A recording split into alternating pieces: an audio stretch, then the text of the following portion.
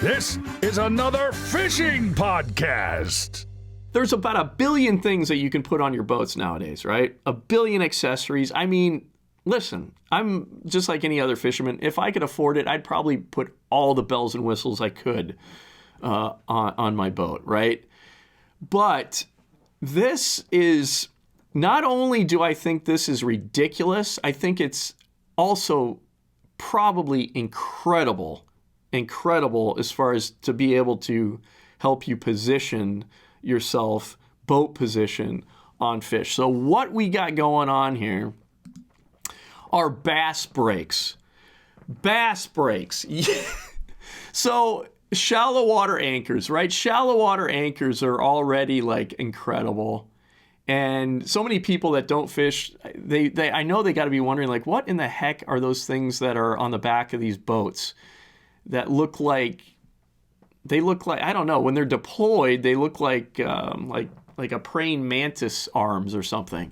So now what's happening is there's companies that are putting trolling motors on the shafts of shallow water anchors.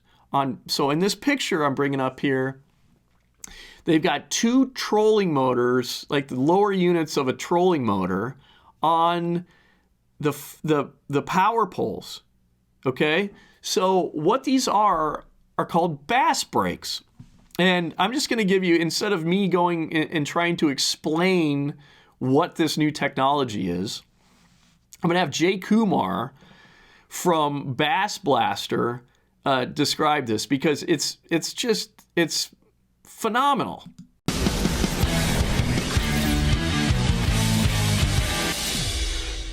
Hey everybody, this is Jay Kumar, the Bass Blaster, and this is your Seafoam Top 5 of the week. Number 1. We all need bass brakes. Now, I don't know if you've seen these things yet, but they were invented by crappie fishermen, tournament crappie fishermen, who are live scoping, and these guys are way ahead of bass fishermen in the whole scope thing.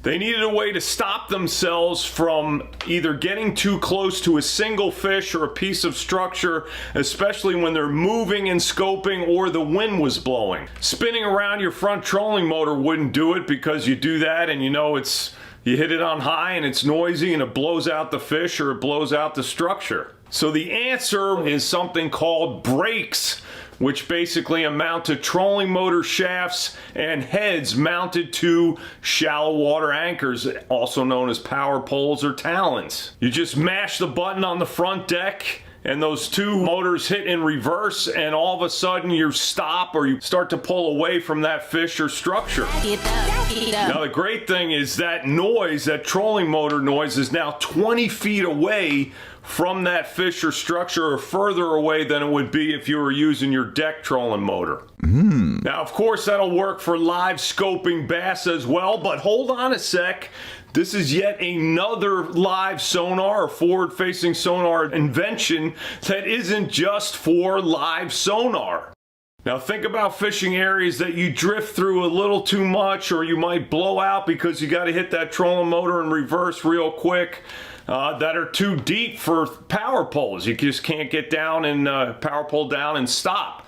Well, like fishing docks. How about these things for fishing docks? Think about when you have a swim bait fish chasing, backing up and working that fish a little longer and a little longer. How about easing back away from a bank after you freed up a snagged lure and not completely trashing your bow or your trolling motor prop? And I'm sure there's more uses than that. These things are brand new to bass fishing. Now you can hit up crappiebrakes.com to get yourself a set or get them installed down there, and I'm pretty sure at least 2 or 3 companies are doing it too.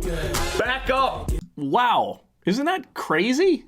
I mean, it looks ridiculous, right? Think of like, so you got now bass brakes, so you've got trolling motors hanging off of your power poles on the back of your boat, and then your bow, you've got 2 graphs.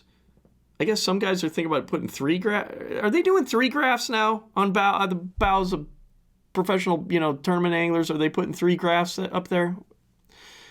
And then you've got all the stuff going on with all the accessories you can put at the trolling motor up front with forward-facing sonar. And I mean, a bass boat's going to be it's going to get like, it's out of hand, right? So, but I love it too. I'm conflicted because as a fisherman, you're just constantly trying to improve, constantly trying to get, better and be better positioned for making casts. And I totally understand it. That is probably something that I am never going to be able to do, have a boat that decked out, and maybe in retirement, maybe.